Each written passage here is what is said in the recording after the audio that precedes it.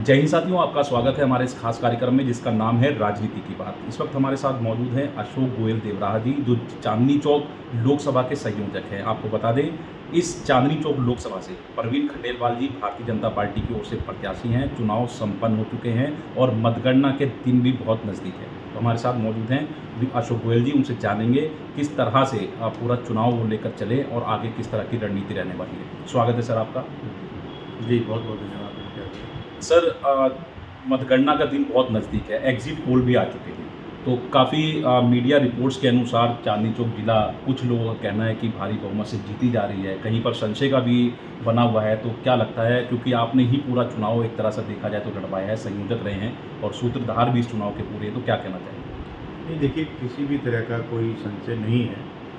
84 दिन की जो कैंपेन चली, जिसमें कि परवीन खंडेलवाल जी हर घर में गए और जो मैंने स्नेह प्यार लोगों के मन में हमारे यशस्वी प्रधानमंत्री नरेंद्र मोदी जी के प्रति देखा और जिस तरह से लोगों ने आगे बढ़कर बताया कि हम फिर से मोदी सरकार लाएंगे, और परवीन खंडेलवाल जी ने भी अपनी बात भी रखी और मोदी सरकार के कामों के बारे में भी जानकारी दी, तो किसी भी तरह का कोई संशय या संकट बिल्कुल नहीं है। भारी बहुमत से चांदनी चौक लोकसभा जीतने वाले हैं। सर, अगर बात करें ओवरऑल दिल्ली की, और तो दिल्ली के लिए क्या कहना चाहेंगे, क्योंकि भाजपा कार्यकर्ताओं के अंदर एक ही जज्बा था जब से चुनाव शुरू हुए हैं, अब की बार 400 पार।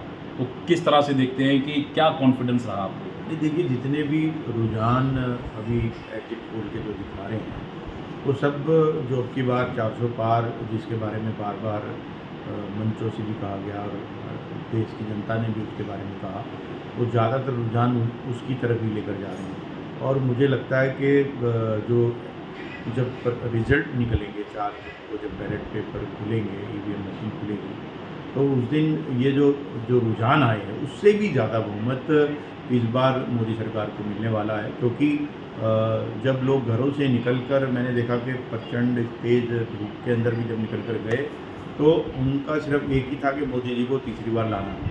और मुझे लगता है कि वो जब ईवीएम में गणना होगी, तो वो कॉन्फिडेंस जो था वो आपको नज़र आएगा। सर, अगर परवीन खंडेलवाल जी की बात की जाए तो व्यापारी नेता कहे जाते हैं, और चांदनी चौक लोकसभा में अधिकतर ज़्यादा से ज़्यादा व्यापारी वर्ग का जो संख्या है वो बहुत ज़्यादा है। तो ऐसे में उस ओर से क्या सहयोग प्राप्त हुआ है व्यापारी वर्ग की ओर से? जी, देखिए, निश्चित रूप से परवीन खंडेलवाल जी एक व्यापारी नेता हैं और उन्होंने व्यापारियों के लिए बहुत काम किया है। और दिल्ली के अंदर जब लाखों दुकान सील हो गई थी, तो डीसील कराने में उनका बड़ा महत्वपूर्ण योगदान रहा है। लेकिन इस चांदनी चौक लोकसभा के चुनाव में सर्व समाज ने उनकी आगे आके मदद की है, चाहे वो कोई भी समाज हो। तो उन्होंने आगे बढ़कर काम किया है। और एक ही इस चुनाव का जो मुख्य मुद्दा था, वो मुद्दा था कि मोदी सरकार के 10 साल के काम थे, देश को आगे बढ़ाने की जो नीति मोदी सरकार की रही, विकसित भारत बनाने की जो उनकी योजना है, और फिर से भारत को विश्व गुरु बनाने का जो उनका संकल्प है, उस संकल्प के साथ सब लोग जुड़े और फिर से दोबारा तीसरी बार मोदी सरकार बने, इसी को लेकर उन्होंने लोगों ने मन बनाकर वोट किया और परवीन खंडेलवाल जी को भी उन्होंने भारी बहुमत से जिताने का संकल्प किया। सर, जब से एग्जिट पोल आए हैं, कहीं ना कहीं अभी से ही कार्यकर्ताओं में खुशी का माहौल देखने को मिल रहा है। निश्चित रूप से खुशी तो पिछले हम सब लोग जिस दिन पोलिंग हुई है, उसी दिन से सब कार्यकर्ता बहुत खुश हैं, क्योंकि जो वोटर का रुझान था वो बहुत अच्छा था। ज़्यादातर बीजेपी की जो टेबल थी उस पर बहुत भारी लाइनें लगी थी, और जो कांग्रेस पार्टी थी उनका बहुत जगह टेबल भी नहीं लगी थी, और उनका जो गठबंधन था उनमें भी कोई समन्वय नहीं था। तो उसी दिन शाम को साफ हो गया था कि हम लोग ये चांदनी चौक लोकसभा सीट बहुत भारी बहुमत से जीतने वाले हैं। सर, पूरे चुनाव के संयोजक रहे हैं, आपने पूरे चुनाव को बहुत ही नज़दीक से देखा है। तो अगर जीत कर आते हैं तो जीतने के बाद पहली प्राथमिकता चांदनी चौक लोकसभा के लिए क्या रहेगी? देखिए, जब भी कोई चुनाव हम लोग जीतते तो उसमें जो भारतीय जनता पार्टी के सभी कार्यकर्ताओं ने मिलकर काम किया, एक टीम के रूप में काम किया। और मैंने देखा कि हमारे यहाँ 30 वार्ड थे, सभी कार्यकर्ता उन सभी 30 वार्ड में एक संकल्प के साथ लगे, मन के साथ लगे, और उन्होंने ये संकल्प लिया कि भाजपा के कमल को जिताना है, प्रवीण खंडेलवाल जी को जिताना है और तीसरी बार मोदी सरकार को लाना। तो किसी भी तरह का कोई संकट नहीं था। और जीत के बाद जो प्राथमिकताएं हैं, निश्चित रूप से जो हमारे खंडेलवाल जी जब सांसद चुने जाएंगे तो उन्होंने संकल्प लिया था कि मैं हर वार्ड में जाकर वार्ड की समस्याओं को देखकर उनके बीच, लोगों के बीच में बैठने वाला हूँ।